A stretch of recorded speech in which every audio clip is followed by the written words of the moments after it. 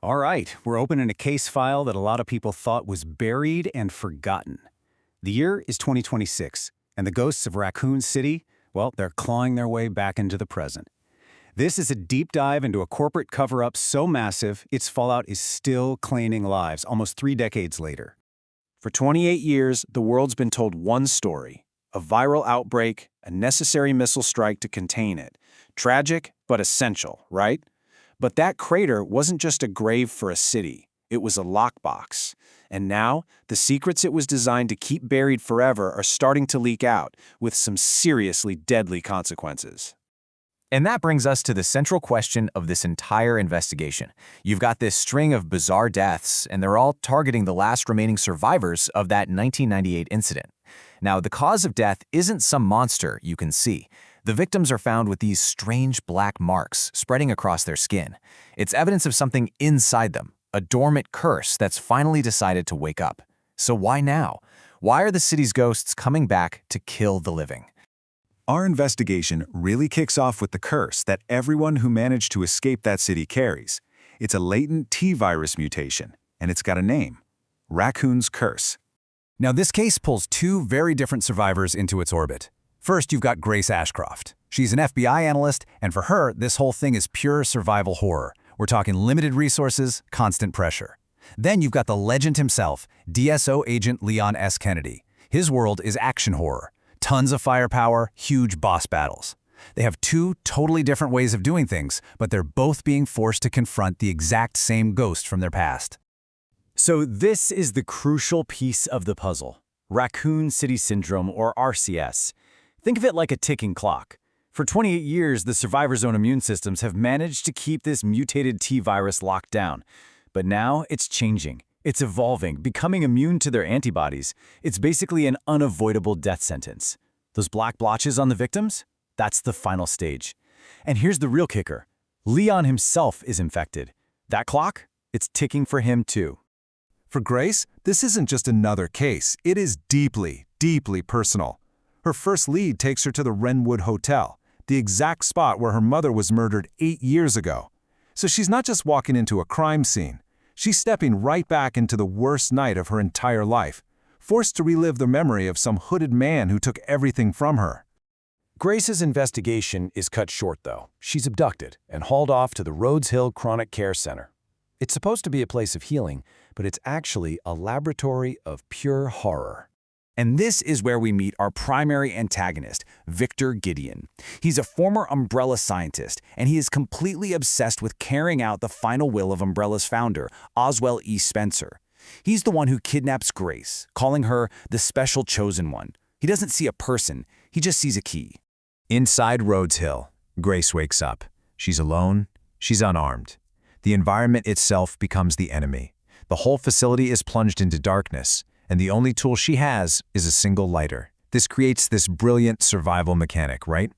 That tiny little flame is her only safe space, but it's also a beacon for whatever is hunting her in the dark.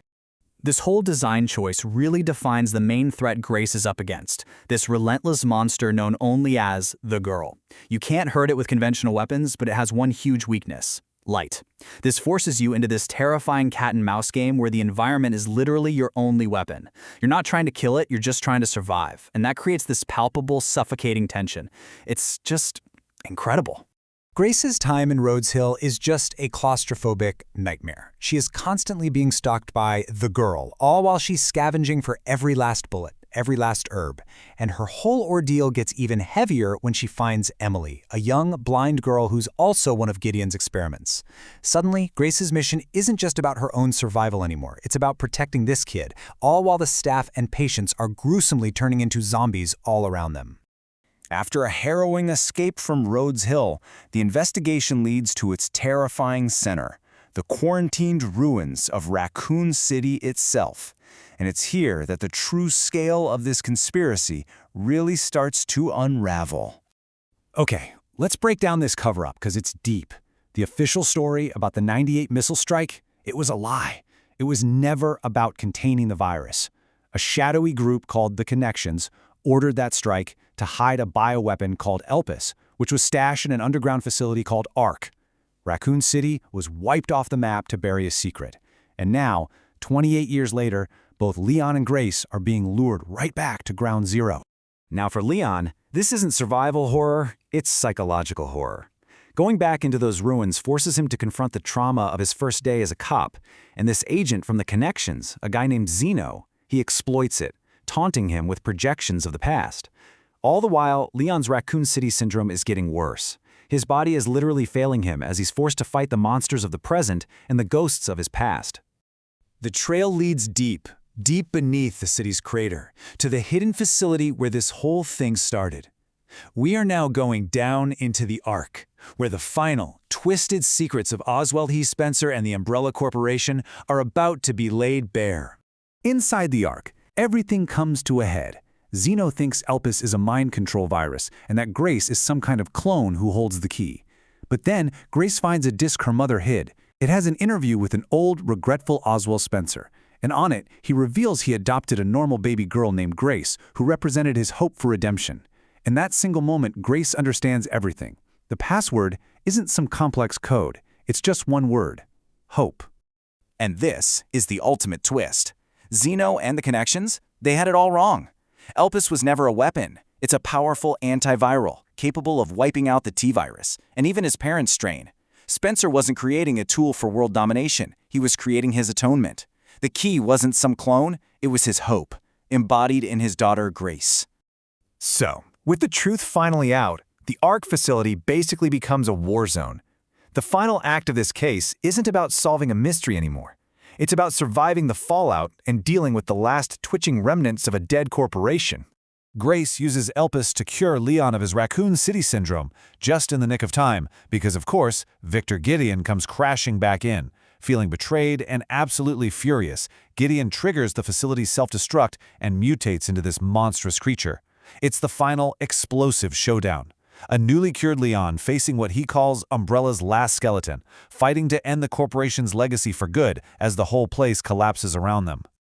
So, case closed? Well, for our main characters, pretty much. Leon and Grace get rescued by Chris Redfield's squad. Both Leon and Sherry Birkin are cured of RCS, and Grace uses Elpis to save Emily, later becoming her guardian. But on a global scale, this thing is just getting started. The truth about Ark and the missile strike, it sparks this massive scandal, forcing brand new investigations into both Umbrella and the US government. Which leaves us with this one last chilling thought. The truth is out, yeah, but deep in that rubble we see a separate unit of elite soldiers retrieving their own objective. The Connections might have been dealt a serious blow, but they are not gone. The Umbrella conspiracy has been exposed, but it just begs the question, who is still pulling the strings? This case is far from closed.